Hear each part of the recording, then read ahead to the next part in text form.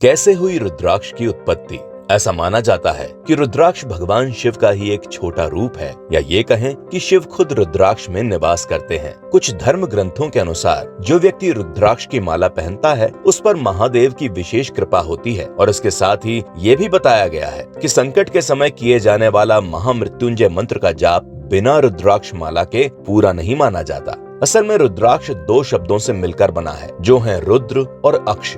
रुद्र का मतलब महादेव शिव शंकर से है, वहीं अक्ष का मतलब आंसू से है, और इसके अनुसार ये कहा जाता है कि रुद्राक्ष महादेव के आंसुओं से उत्पन्न हुआ है। पद्म पुराण में भगवान वेद व्यास रुद्राक्ष के महत्व को बताते हुए कहते हैं कि जो मनुष्य रुद्राक्ष को अपने माथे पर, अपने हृदय या बाह में पहनता है तो वो भी भगवान शिव की तरह योगी होता है। उनका कहना है कि जो भी इंसान वेद और पुराण के जितने भी मंत्र हैं उन्हें रुद्राक्ष माला के साथ पढ़ता है उसे उस पूजा का बहुत ही अच्छा फल मिलता है। इसके अलावा जो भी इंसान रुद्राक्ष धारण करके इस धरती पर मरता है उसे मरने के बाद पुण्य लोक में जगह मिलती है। ऐसे बहुत से महत्व रुद्राक्ष के बारे में धर्मशास्त्रों में बताए गए हैं। लेकिन अब बात आती है कि आखिर में इस रुद्राक्ष की उत्पत्ति कैसे हुई। इस बारे में अलग अलग पुराणों में बड़ी ही रोचक जानकारी मिलती है। नमस्कार दोस्तों, मैं हूं अंश और आप देख रहे हैं नारद वाणी। शिव पुराण की विधेश्वर संहिता के अनुसार बहुत साल पहले भगवान शिव कई हजार सालों तक बहुत कठिन तपस्या में लीन थे, और जब 1000 सालों बाद महादेव की तपस्या खत्म हुई तो उन्होंने अपनी दोनों आंखें खोली, जिससे कुछ आंसू धरती पर छलक कर गिरे।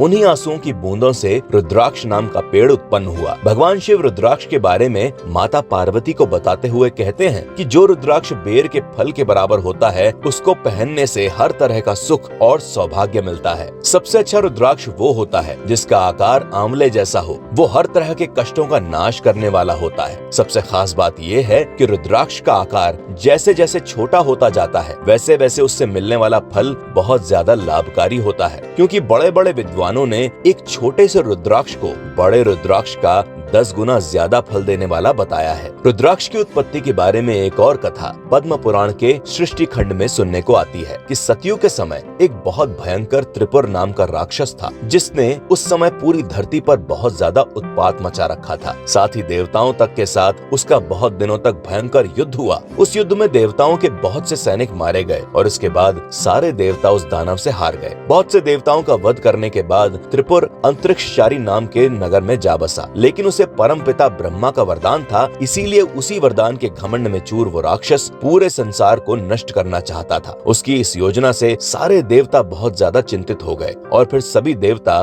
भगवान शिव की शरण में गए। भगवान शिव से देवताओं ने प्रार्थना की कि हे प्रभु, कृपा करके इस दानव का अंत कर दीजिए, नहीं तो देखते ही देखते समय से पहले इस संसार का नाश हो जाएगा। इस पर भगवान शिव को उस दानव पर बहुत क्रोध आया और उन्होंने उस दानव को मारने के उद्देश्य से उन्होंने अपना आजगव नाम का धनुष लिया और उस पर एक भयंकर तीर चढ़ाकर उस राक्षस पर छोड़ दिया। उस तीर के लगते ही त्रिपुर आकाश से धरती पर आ गिरा और इस तरह उसका अंत हो गया। कहा जाता है कि त्रिपुर से युद्ध करते समय महादेव के शरीर से पसीने की कुछ बूंदें धरती पर गिरी और उन बूंदों के गिरते ही धरती पर तुरंत ही रुद्राक्ष नाम का वृक्ष प्रकट हो गया। रुद्राक्ष अनेक तरह के बताए गए हैं, जैसे कि एक मुखी रुद्राक्ष से लेकर 14 मुखी रुद्राक्ष तक पाए जाते हैं, जिनका अपनी अपनी जगह अपना अलग अलग महत्व है। शिव पुराण में 1 से लेकर 14 मुखी रुद्राक्ष को धारण करने के अलग अलग मंत्र बताए गए हैं। साथ ही ये भी बताया गया है कि रुद्राक्ष धारण करने वाले को चाहिए कि वो पूरी तरह से अपने शरीर को शुद्ध करके उन 14 मंत्रों का जाप करने के बाद ही रुद्राक्ष को धारण करे। जो भी इंसान इस रुद्राक्ष की माला को पहनता है उसे भूत प्रेत और बुरी आत्माएं कोसों दूर रहती हैं। साथ ही रुद्राक्ष धारण करने से